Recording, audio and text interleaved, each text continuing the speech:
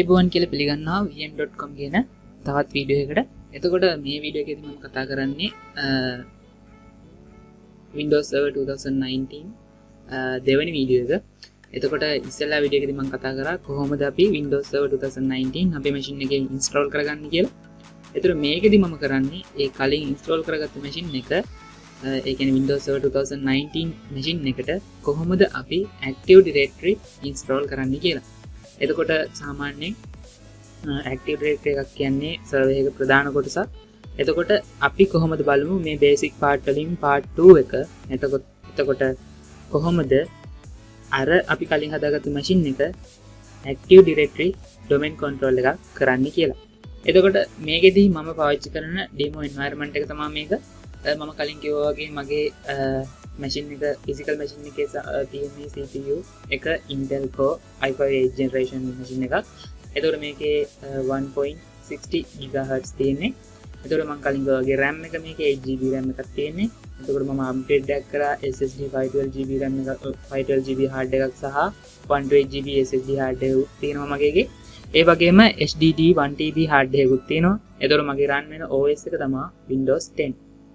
එතකොට මේක ඇතුලේ මම Hyper-V manager එක දාලා කලින් වීඩියෝ එකේදී මම ඒ Hyper-V උඩ VM machine එකක් create කරා Win 2K19 DC1 කියලා. එතකොට ඒකේ මම RAM එක විදිහට 8GB දුන්නා. hard disk එක විදිහට 120GB එකක් දීලා තිනවා.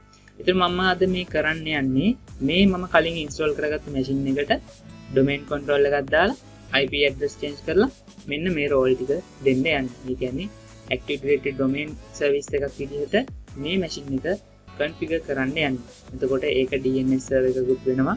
එතකොට අද කරන්න යන environment එක demo environment එක තමයි මේ තියෙන්නේ. හරි. අපි යමු වීඩියෝ එකට. එතකොට අපි කලින් වීඩියෝ එකේදී install කරගත්ත ඔයාලට මතක ඇති Windows Server 2019 කියන එක. එතකොට මේ තියෙන Hyper-V manager එකේ මම install කරගත්ත එක. ඊට මම මේක කලින් වගේම right click කරලා connect කරනවා. මම මේක start කරගෙන තියෙන හින්දා මෙහෙම පෙන්නන්නේ. නැත්නම් ඔයාලගේ සාමාන්‍ය machine එකක් start වෙන විදිහටම ඒකේ startup එක වෙනවා. එතකොට මේ තමයි අපේ Windows Server 2019 machine එක. එතකොට මම මේකේ අද demo environment එකට යන්න කලින් පොඩි configuration වගේක් කරනවා. මතක ඇති අපි කලින් වීඩියෝ එකේදී මෙතනින් නැවැත්තුවා. මෙතනින් එහාට අපි කිසිම දෙයක් කරේ නැහැ. හැබැයි අපි පොඩි basic configuration වගේක් කරන්න තියෙනවා මේ ටිකේ. අපි ඒ ටික ටක් ගාලා කරගෙන ඉමු.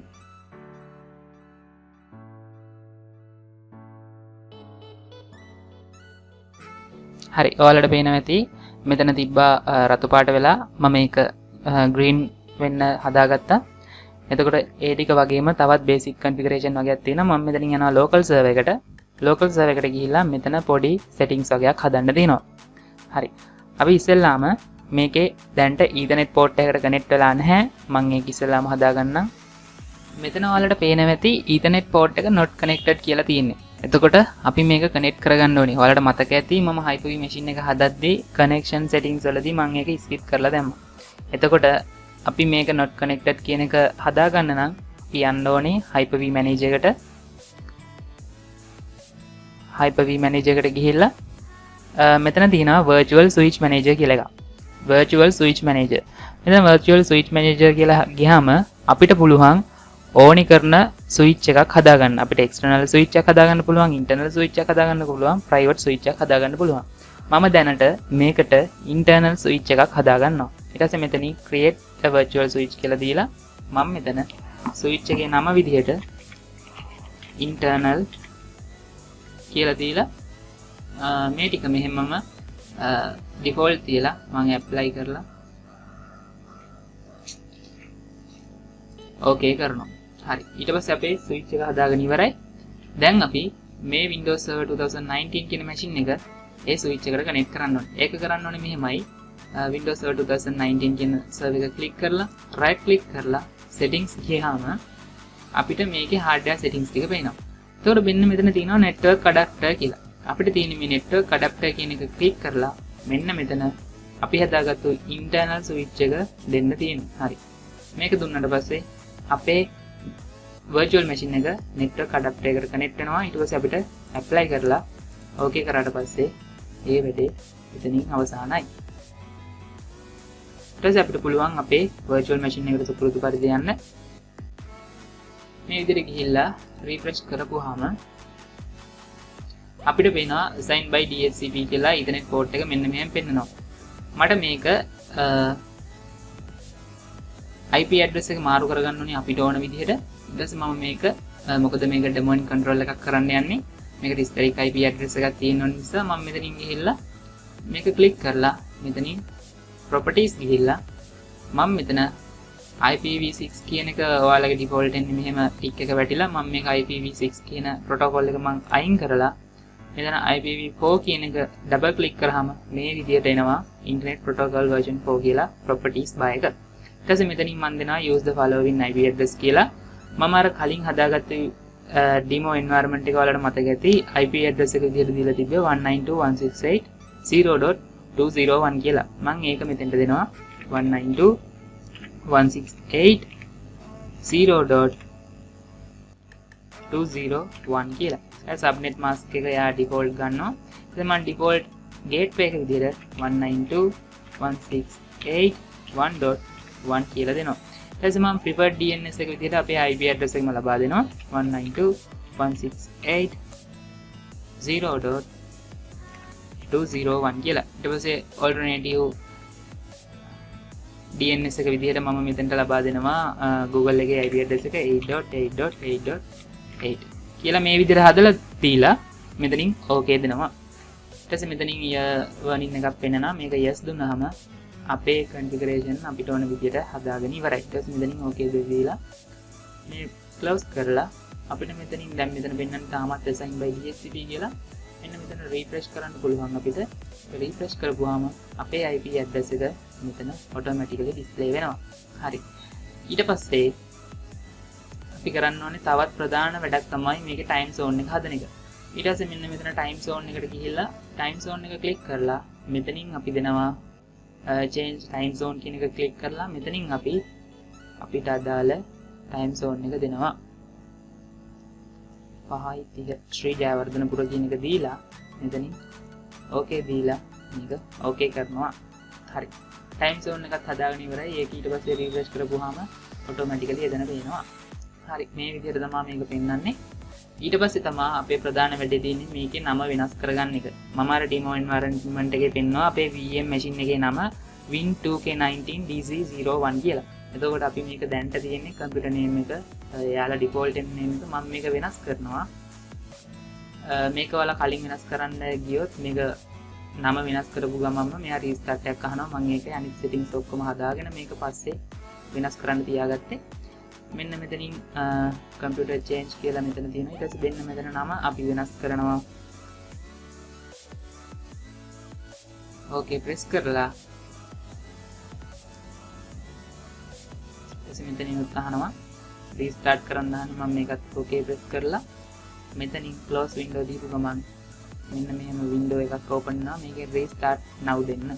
සාමාන්‍යයෙන් මෙහෙම ආපුවාම සමහර කට්ටිය restart later දෙනවා. එහෙම කරන්න එපා. සාමාන්‍යයෙන් මේ restart now එකක් කිල්ලන්නේ server එකට අත්‍යවශ්‍ය නිසා. ඒ හින්දා අනිවාර්යයෙන්ම මේ restart now එක ඒ වෙලේ දෙන්න මතක තියාගන්න.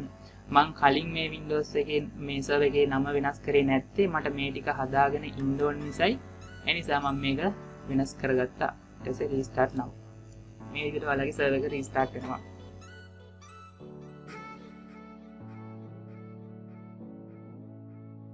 හරි. අපි server manager එකට අදාළ basic configuration හදාගෙන අවසానයි. අපේ IP address එක assign වෙලා දිනවා. ඒ වගේම time zone එක හදාගත්තා. අපේ නම වෙනස් කරගත්තා. දැන් අපේ මේ කරන්න යන්නේ මේ අපේ කරන වීඩියෝ එකේ main task එකට. ඒ තමයි දැන් මෙයා automatically තියෙන work group එකක් විදිහට. අපි මෙයාව domain control එකක් බවට පරිවර්තනය කරන්න ඕනේ. ඒක කරන්නේ මෙහෙමයි. ඊට පස්සේ dashboard වලට යන්න. dashboard වලට ගිහිල්ලා මෙතන පේනවා add roles and features. අපි මෙතනින් මෙයාට role එකක් install කරන්න තමයි යන්නේ. හරි. මෙතනින් add roles and features ගිහිල්ලා මේ විදිහට window එක open වෙනවා. මම මේක දැන්ට මෙතනින් skip this page by default කියලා. මොකද මේක අපිට අත්‍යවශ්‍ය නැහැ. මේකෙන් කියන්නේ මේකෙන් වෙන දේ. ඊට පස්සේ මෙතනින් next දෙනවා.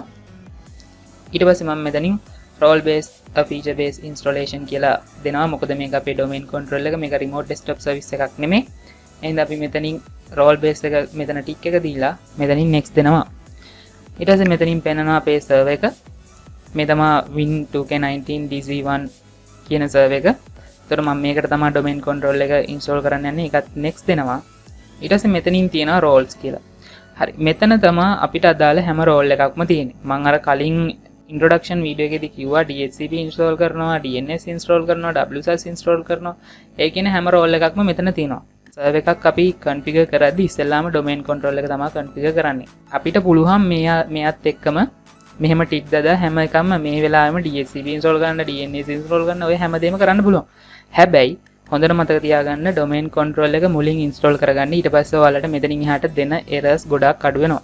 හරි. දැන්ට මම මෙතන active directory domain service කියන එක මෙතන ටික් එක දාලම ඒ දානකොට මෙයා පෙන්නනවා ඊට අදාළ basic install වෙන features සහ roles පිළිබඳව විස්තරයක් දෙනවා. මේකෙත් මම add feature එක දෙනවා.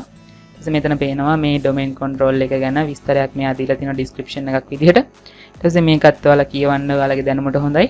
ඊට පස්සේ මම මෙතන දීලා මෙතනින් next දෙනවා. ඊට පස්සේ මෙතන අහන්නේ features මොනවද install කරන්න කියලා. මම දැන්ට මේක default තියලා මෙතනත් next කරනවා. ඊට පස්සේ මේ තමයි අපේ active directory domain service එකේ විස්තර ටික. ඒතකොට මේකත් ඔයාලා කියවන්න. මම මේකත් මෙහෙමම next කරනවා. හරි. මේ තමයි අපේ domain control එක install කරද්දී install වෙන features සහ roles ටික. ඔයාලට මෙතනින් restart කියන එක දුන්නොත් අනිවාර්යයෙන්ම මේක install වෙලා අවසානයේදී restart වෙනවා automatically. මේක නොදුන්නොත් මෙයා අපේ message එකක් දෙනවා restart වෙන්නද එපාද කියලා. ඒ හින්දා මම මේක default තියලා මේ විදිහට install දෙනවා. ඊට පස්සේ මේ විදිහට අපේ installation එක progress වෙනවා.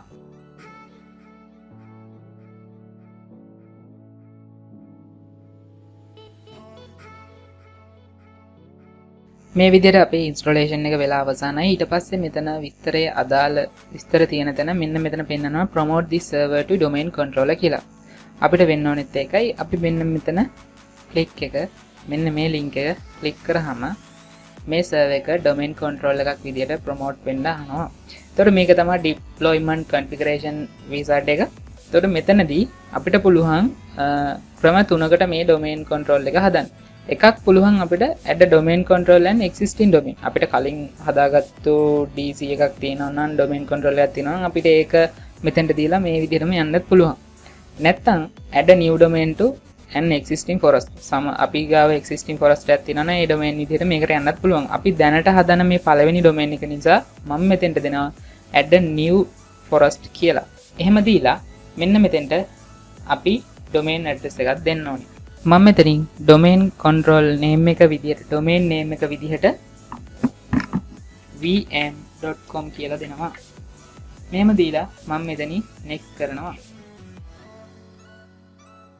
මේ විදිහට අපි ඒක සාර්ථකව next කරාට පස්සේ මේ විදිහට domain controller options කියන wizard එකට එනවා. මෙතනදී අපිට පුළුවන් forward functional level එක domain functional level එක select කරන්න. එතකොට මේකෙදී අපිට පුළුවන් 2012 2012 කියන මේ වගේ servers select කරන්න. එතකොට ඔයාලගේ requirement එක අනුව ඒක ඔයාලට කරගන්න පුළුවන්.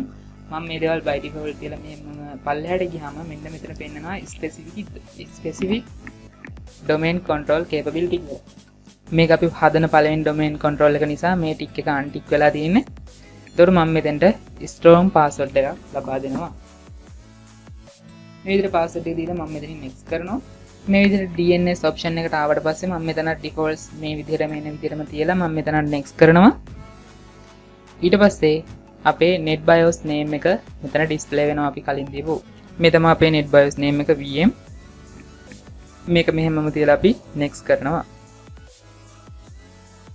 එතකොට මෙතන paths option එකේදී වෙන්නේ මේ database folder path එක මෙතන C එකේ මෙහෙම මේ path එක පෙන්නනවා log file කොහෙද save වෙන්නේ. එතකොට මේ කියන දේවල් save වෙන path එක පෙන්නනවා. අපිට පුළුවන් මෙතනින් ඕනනම් මේ path එක වෙනස් කරගන්න. නමුත් මට එහෙම අවශ්‍ය නැති නිසා මම මෙතනින් මේක default තියලා මම මෙතනින් next කරනවා. ඊට පස්සේ මෙන්න මෙතන පෙන්නනවා අපේ අපි දැන් මෙච්චර වෙලා කරපු task ටික review task එකක් විදියට. ඉතින් මෙන්න මෙතන පේනවා view script කියලා. මම ඔයාලට කලින් කිව්වා installation එකක් අපි කරා නම් අපි අනිවාර්යයෙන්ම කරන්න ඕනේ PowerShell command එක. දැන් අපි මේ කරේ GUI ඉන්ටර්ෆේස් එකේදී. එතකොට මේකෙදී අපි කරේ සාමාන්‍යයෙන් add roles and features වලට ගියා. ඊට පස්සේ next වගේ අපි බටන් ක්ලික් කරලා අදාළ ටික් දාලා ඒ විදිහට කරේ. එතකොට අපි co-installation එකේදී කරන්නේ code විදිහට. එතකොට මෙන්න මෙතන view script ගියාම ඔයාලට පේනවා මෙන්න මේ ටික තමයි code ටික. දැන් අපි මෙච්චර වෙලා කරපු ටිකේ script එක තමයි මෙන්න මේ ටික. ඔයාලට පුළුවන් ඕනනම් මේක copy කරලා මේක save කරන්න PowerShell command එකක් විදිහට. එහෙම save කරාට පස්සේ අපි මෙතනින් next කරන්න නැතුව cancel කරලා අර PowerShell command ටික run කරොත් මෙන්න මෙතනින් install කරන process එකම තමයි එතනින් යාට වෙන්නේ. මොකද මෙතන script එකෙන් වෙන්නේ මෙතනින් install වෙන දේම තමයි. අපි මෙතනින් next කරලා install කරොත් run backend එකේ run වෙන්නේ මෙන්න මේ view script එකේ තිබ්බ script ටික. හරි මම දැන්ට කරන්නේ GUI එකේ නිසා මම මෙතනින් next දෙනවා. all prerequisite checks passes successfully කියලා මෙතනින් යාලගේ verification mark එක වැටලා දෙනවා. ඊට පස්සේ අපිට මෙතනින් කරන්න තියෙන්නේ install කරන එක විතරයි. ඊට පස්සේ මෙතනින් මම install button එක press කරනවා.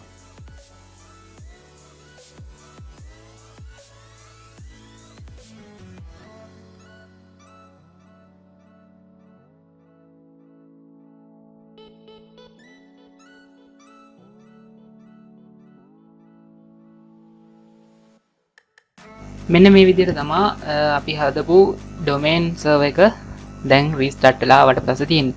සාමාන්‍ය server එකක් on කරද්දී control alt delete තබන්න ඕනේ. ඒත් අපි මෙතන Hyper-V ඇතුලේ හදලා තියෙන ඉඳ මම මෙතනින් action වලට ගිහිල්ලා මෙන්න මෙතන control alt delete දෙනවා. මේක සාමාන්‍ය Hyper-V හින්දා අපිට control alt end එක ගුවත් එනවා. ඒ හින්දා මම මෙතනින් control alt delete දීලා machine එකට log වෙනවා. හරි දැන් ඔයාලට පේනවා ඉස්සෙල්ලා අපි මේ server එක restart කරද්දී අපිට මෙතනින් administrator කියලා විතරයි.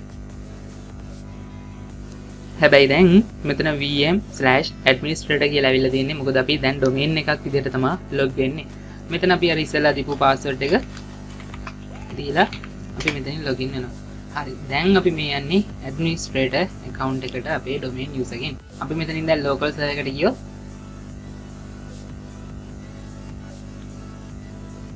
පේනවා ඉස්සෙල්ලා තිබ්බේ අපි work group එකක් යටතේ. හැබැයි දැන් අපි ඉන්නේ domain එක යටතේ vm.com කියන domain එක යටතේ. ඒතර අපේ computer name එක මේක. එතකොට අපේ IP address එක මේක. හැබැයි දැන් එක දෙයක් කරන්න ඕනේ. අපි කලින් ethernet port එක configure කරා. DNS දැම්මා, alternative DNS දැම්මා. හැබැයි domain එක install වුණාට පස්සේ සාමාන්‍යයෙන් මේ DNS එක වෙනස් වෙනවා. අපි දැන් බලමු ඒක වෙනස් වෙලාද කියලා. මෙතන click කරලා ඊට පස්සේ මෙතන ethernet port එක right click කරලා properties අරගෙන ඊට පස්සේ මෙතනින් අපි IPv4 එකට දැම්මේ. ඊට පස්සේ පේනවනේ DNS එක වෙනස් වෙලා. අපි මේක ආයෙ අපේ තිබ්බ එකටම හදාගමු. 192.168.0.201. එතකොට මම alternative DNS එක විදිහට දුන්නේ 8.8.8.8. හරි. මේක දීලා මම okay කරනවා. ඊට පස්සේ මෙතනින් warning message එක දෙනවා. ඊට පස්සේ ඒකත් yes දීලා okay කරනවා. හරි. මේ විදිහට අපේ basic configuration ටික හදාගෙන ඉවරයි. දැන් අපි ඉන්නේ domain control එකක් ඇතුලේ. එතකොට අපේ කලින් හදාගත්තු Windows server machine එක දැන් අපි domain server එකක් විදිහට configure කරලා අවසానයි. හරි. දැන් ඔයාලට මේ විදිහට තමයි අපේ dashboard එක පේන්නේ. මෙතන local server එකේ මම කලින් කිව්වා වගේ vm.com කියලා අපි දැන් හැදලා තියෙන්නේ. අපි මෙතන dashboard එකට ගියාම මේ වගේ අපේ ADDS කියන feature එක add වෙලා තියෙන role එක ඒ වගේ මේකත් එක්ක අපිට DNS කියන එකත් ඇවිල්ලා දෙනවා. අපි මෙතනින් tools වලට ගියාම අපිට පේනවා මෙන්න මෙතන තියෙනවා Active Directory users and computers, ඒ වගේම Active Directory site and services, ඒ වගේම group policy management. මේ වගේ අපිට මෙන්න මේ විදිහට ඇවිල්ලා තියෙනවා. ඒතර මේ තමයි group policy management එක. ඉස්සරහට අපි කොහොමද group policy හදන්නේ කියලා ඒකත් මම ඉස්සරහ වීඩියෝ එකකදී ගෙනත් දෙන්න කියලා දෙන්න. ඊට පස්සේ Active Directory users and computers කියලා දෙන්න මේ තියෙන්නේ අපේ vm.com කියන domain forest එකේ තියෙන computers. ඒතර අපි මෙතනින් මෙහෙම ගියාම මෙතන පේනවා අපේ computers හරි users ලා හරි ඉන්නවා නම් මේකේ පේනවා. ඒතකොට මේ තියෙන්නේ දැන් default හැදලා තියෙන users ලා ටික. මේ විදිහට තමයි Active Directory users and computers එක පේන්නේ. ඊට පස්සේ මෙන්න මෙතන තියෙනවා site and services. එතකොට මේකේ site and services වල මේක default first site name කියලා එකක් හැදලා තියෙනවා. අපිට ඕනම් පුළුවන් මේක rename කරලා අපිට දාලා නමක් වෙනස් කරන්න. මේ active directory site and services වලින් මොකද වෙන්නේ කියලාත් මම ඉස්සරහට කතා කරන්නම්. ඊට පස්සේ මම තව දෙයක් කියලා දෙන්නම්. සාමාන්‍යයෙන් අපි servers install කරද්දී මේකේ primary server එක මොකක්ද? ඒ කියන්නේ primary domain control එක මොකක්ද? සාමාන්‍යයෙන් අපි server install කරද්දී සාමාන්‍යයෙන් company එක additional domain control එකක් දානවා. ඒ වගේම domain control එකක් දානවා. එතකොට මේකේ additional එක මොකද්ද? domain control එක මොකද්ද? ඒ කියන්නේ primary domain control එක මොකක්ද කියලා බලා ගන්න පුළුවන් code එකක් තියෙනවා. එතකොට ඒකෙදි වෙන්නේ සාමාන්‍යයෙන් primary domain control එකක් නම් අනිවාර්යයෙන්ම roles පහක් තියෙනවා. ඒ roles පහ සතුව තියෙන domain control එක තමයි primary domain control එක. ඒක අපි පස්සේ install කරපු එකක්ද ඉස්සෙල්ලා install කරපු එකක්ද කියන එක මත ඒක primary වෙන්නේ නැහැ. අන්න ඒ මම කලින් කියපු roles පහ තියෙන domain control එක තමයි primary domain control එක වෙන්නේ. එතකොට දැන් අපි සාමාන්‍යයෙන් දැන් හදුව domain control එක එකයි.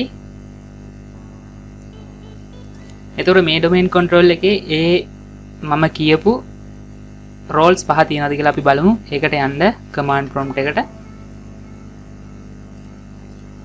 start ගිහිල්ලා මේකේ cmd අරගන්න. ඊට මේක cmd අරගෙන මේකේ code එකක් තියෙනවා. ඒ code එක තමයි netdom query fsmo. මෙන්න මේ command එක තමයි netdom query fsmo කියන එක තමයි command එක. එතකොට මේ fsmo roles තියෙන roles පහ තියෙන domain control එක තමයි මේකේ primary domain control එක වෙන්නේ. ඒක බලන command එක තමයි netdom query fsmo. මෙන්න මේ විදිහට netdom query fsmo කියන command එක run කරාම මෙන්න මෙතන පේනවා schema master, domain naming master, pdc, rid pool, එතකොට infrastructure master කියන මෙන්න මේ roles පහ තියාගෙන ඉන්න domain control එක තමයි primary වෙන්නේ. එතකොට මේ roles පහ තියාගෙන ඉන්න domain control එක තමයි dc01 කියන domain control එක. එතකොට මේක තමයි primary domain control එක වෙන්නේ. ඊට පස්සේ ඔයාලට මේක තවත් පැහැදිලි වෙනවා. අපි additional domain control එකක් දාලා බලමු මේක කොහොමද වෙනස් වෙන්නේ කියලා. කොහොමද මේ roles පහ මාරු කරන්නේ කියලා ඉස්සරහට එන video series එකේදී. හරි. එතකොට අදට මෙච්චරයි මේ වීඩියෝ එක කරන්නේ. මෙතනින් එහාට මම දික් කරන්න බලාපොරොත්තු වෙන්නේ නැහැ. මේ වීඩියෝ එකෙන් ඔයාලා දෙයක් ඉගෙන ගත්තා නම් like කරන්න, comment කරන්න. ඒ වගේම ඔයාලගේ මේ දේවල් ගැන interest යාළුවෝ ඉන්නවනම් එයාලටත් බලන්න share කරන්න. ඒ වගේම ඔයා තවමත් මගේ YouTube channel එකට අලුත් කෙනෙක් නම් subscribe කරන්න. ඒ වගේම පැත්තේ තියෙන notification bell එක on කරලා තියාගන්න. මම දාන වීඩියෝ එකක් ඒ වෙලෙම ඔයා ගාවට ගෙන්න ගන්න. එහෙනම් තවත් අලුත් වීඩියෝ එකකින් හම්බෙමු. ඔයාලා සියලු දෙනාටම බොහොම ස්තුතියි.